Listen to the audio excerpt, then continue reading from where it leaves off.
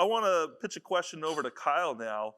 I know, or I imagine you get to see a lot of multifamily units, and is there one that sticks out with how they use technology? You know, immediately as you walked into the shared spaces, you know, what were they doing?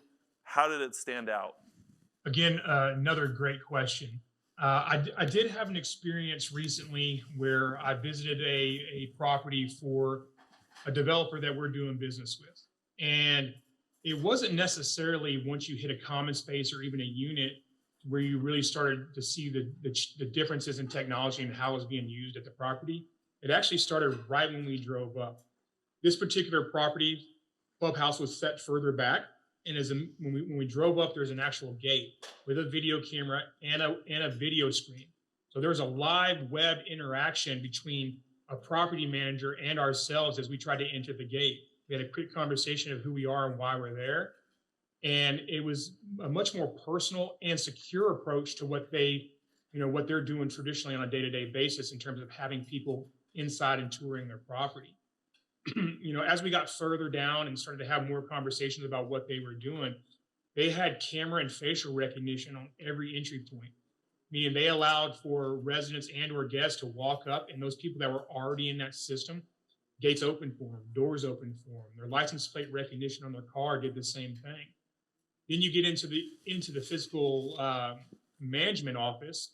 There was TV screens everywhere. Several of them were very interactive digital display or digital signage screens that highlighted property amenities. It had a social feed ticker on people posting about their properties, a really great amenities list and what's going on in the area. Here's some upcoming things, and allowed residents or potential residents to interact, including map features that showed them, hey, if you want to go check out the gym or see the pool, click here. And it continued to go on and on from there. There was a poolside AV system with touch screens embedded into some of the columns that allowed the residents to select through, a streaming-based radio system and play it throughout the speakers in that area. And then you went into the residential side, walking up to the door, everything was touch or phone activated. There was thermostats and lighting controls and sensor technology on all the plumbing. So it was really solid example of what a connected solution can do and bring. And in this particular property was in a major city area where technology is at the forefront. And if you're not doing things like this, your competitors will be. And so it was a really good example for what all can be done inside of that space.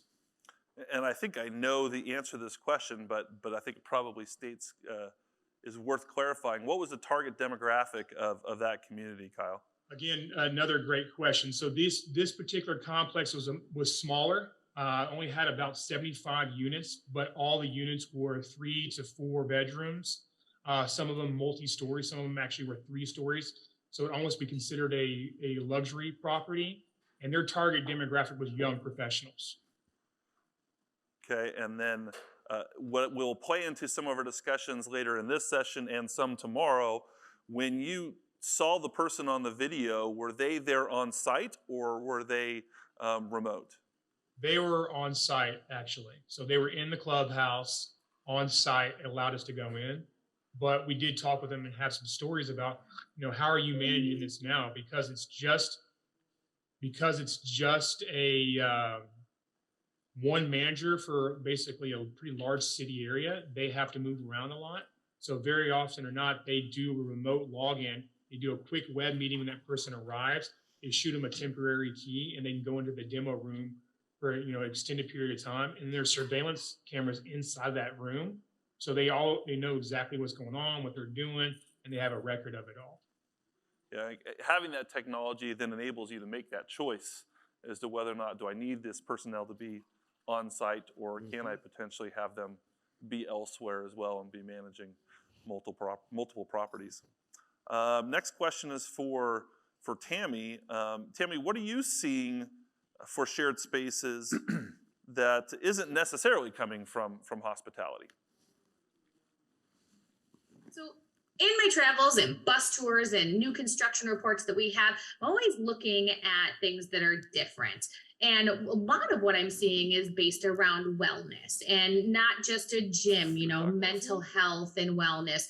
We're seeing things like massage areas, spa like services, or spaces to bring those spa like services in. Seeing rooms with pedicure chairs that, don't necessarily have someone working there, but you could bring someone in from your local place to have that done there. Massage tables to bring someone in and have that done there. And one of the coolest things that I've seen lately is actually having quiet rooms. Like there's a hallway and there's a room and it's labeled like the quiet room, or they come up with some catchy name for it. And there's a pod in there that you can close over your head. It's not a water one, but it is just a sensory deprivation pod, right? So you can get in there with your music, there's no noise, and you can just be. So that's a part of the wellness that we're seeing. Bike services, at making sure that you have places to put bikes, places to service bikes. That's part of wellness as well. Are you near, or have you built trails? Do you have those things going on for you? And I lost it. Where was I going? Oh, guided fitness. I'm so sorry. Guided fitness. And I did hear, of services that are pay per that. So if you want to attend the classes, you can. And a lot of times you don't necessarily have to pay for them at the community level. The YouTube classes, there's all kinds of content out there. So if you start promoting people or promoting YouTube classes on your big screens in your gyms, or if you have a way to project if you don't have a smart gym, those guided classes are going to get you participation more so than just having an open gym policy, right? Garden areas and pet spots.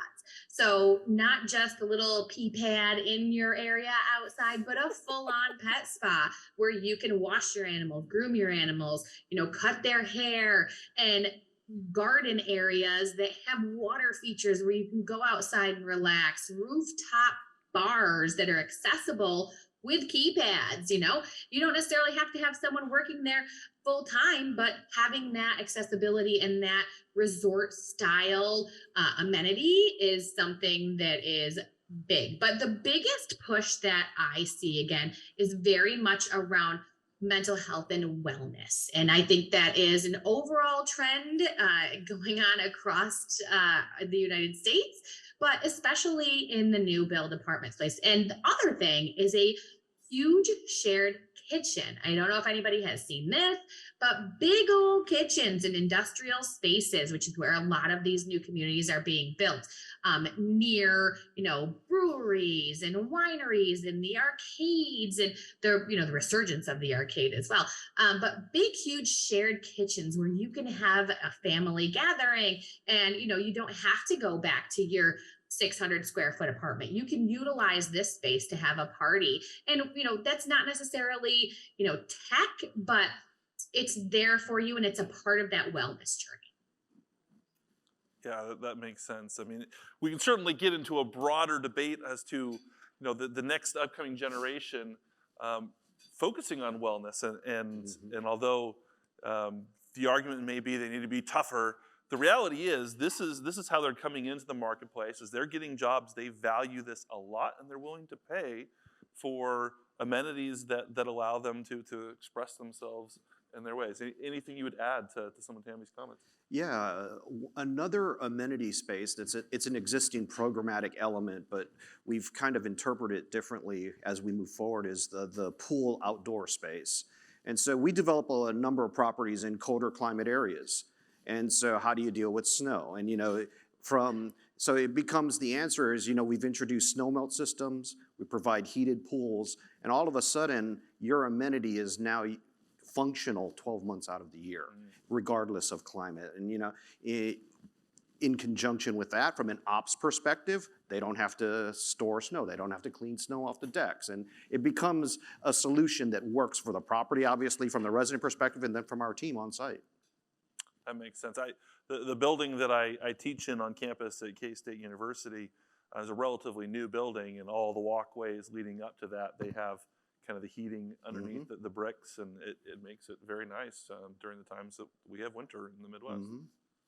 You know, Tammy mentioned bikes, and it made me think of one more emerging shared space, I guess you would call it, but ride sharing. And I'm not talking about like Uber or Lyft. I'm talking about the scooters or the bikes that we saw, mainly in concentrated areas like what Kyle was talking about, that very secluded community, but really more student, right? A lot of them aren't taking their cars to colleges. So renting them, not just from the city's perspective, because who's profiting? The city, right? Instead, having the owners invest in that particular space to then have that return, you know, tenfold or whatever, because of those students really utilizing those scooters and bikes to get to campus or get around town. Yeah, I think that that's certainly a trend we're seeing in some of the you know, cities that are pioneering new thoughts in terms of regulation are starting to really rethink the parking requirements for these type of facilities. And that generation, whether or not they're even bringing their car, the question is, do they even have a driver's license? Is that some of them just haven't seen a value in driving because they've had access to Uber and to scooters and other things that they're looking for properties that are in downtown Phoenix where they don't need to have a car. Or if they have a car, they just want it in storage, they're gonna use it once a month. Right. Other thoughts? You probably see this more from a student perspective. You know, what is that percentage, and historically, how is it changing over time? We do. It varies per locale, but I mean, there are some properties in the Florida market where we have a heavy scooter population that we have to address on property, and it's very similar to what you just referenced. And there are other sites where it may be obviously not tech related, but you know, we do the parking machines to get, you know, for high density parking in our garages and things of that nature. So yeah, we're always trying to find new ways to take advantage of that. And so by parking machines, are we talking about kind of like the vending machines? Absolutely, that move the cars? Okay. absolutely, Nice. yeah. What is that? Is it Carvana? Is that the one that the car sale? Well, that's the retail for cars. No, it's Right, but actually, that's the mechanism. concept. Okay. Yep, Technology. yep, Wow. yep. Wow. Yeah. Awesome. All But right. talking about parking, Go ahead. sorry, I didn't. You know, one of the panelists that wasn't able to make it here today was EV parking, right? Electronic vehicle parking. So having the equipment charged up and ready for them to park. Now, I spoke offline with this individual, and I talked about like how can RealPage, because we're not into any type of physical, everything that we do is software, but how can we help monetize that for our owner operators, right? So renting the spots at certain times through your app, right? So you know that you can park if there's an abundance of them and you've only implemented 4 charging stations and there's 5 Teslas, right? Those types of things, you know, getting that back to the community in terms of, you know, what your resident is asking, requiring, almost expecting when they have that type of vehicle, but, you know, from your owner and being able to give back to, you know, in terms of a monetization side. Yeah, really good point there with the electrical vehicle. So we have a couple different verticals. Obviously, we have the student urban vertical, but then we also have the BTR product. And unilaterally across all of them, there is that demand for the electrical parking. Yeah. And for anyone who's not familiar with the acronym BTR. Oh, I'm sorry, build to rent? Thank you. Yep, single family to rent homes. How are you, going back to EV, are you seeing a greater demand, or describe the demand for the student population, and are you already having to kind of rethink your strategy in some of your older properties as it comes to EV? With EV, we have our base standard of 4 units per property, regardless of size. And then lately, in certain markets, we're adding the ability to expand. So we install the infrastructure to add 2 more. Gotcha. Yep. And then for BTR, it's the same. It's 4, but with no expansion. It's incredible. Definitely an evolving market, and one that, as I mentioned, I think yesterday, the last 12 months, I'm hearing it a lot more, that is something that's more pressing with a lot of properties, is really trying to figure that out. That is, you know, obviously Tesla has paved the way, but now we're seeing all of the traditional automobile manufacturers really playing catch up, and you know, the number of those vehicles is certainly expected to skyrocket. We're seeing certain areas, I think it was mentioned earlier in California, where, you know, there's going to be regulation in place that's going to even hasten that further.